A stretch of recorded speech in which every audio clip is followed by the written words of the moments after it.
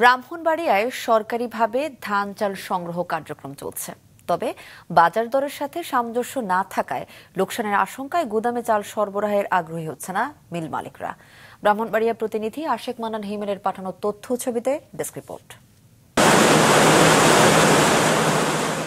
এবার প্রতি কেজি আতপ চাল ৪৬ টাকা, সিদ্ধ চাল ৪৭ টাকা এবং ধান ৩৩ টাকা দরে সংগ্রহ করা হচ্ছে সরকারি গুদামে।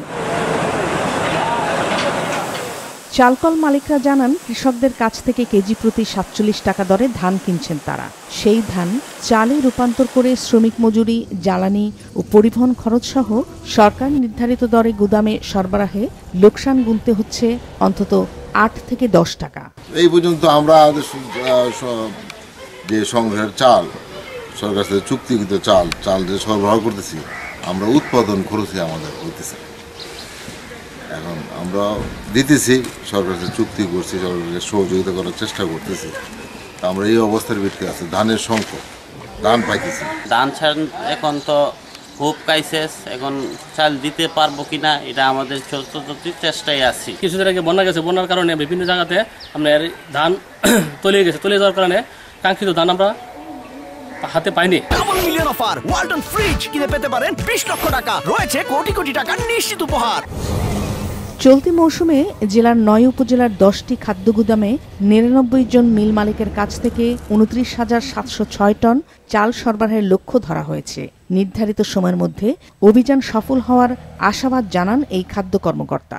মিলারদের সঙ্গে চুক্তি হয়েছে সিদ্ধ চাল ২৪,৬২০ মেট্রিক টন, আতপ চাল ৫,০৮৬ মেট্রিক টন, আর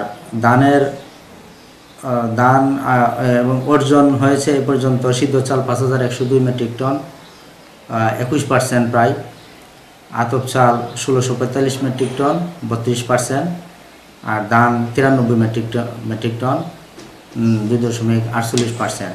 বাজার দরের সাথে কিছুটা হওয়াতে মানে মিলারদের একটু চাল সরবরাহ করতে দেরি হচ্ছে।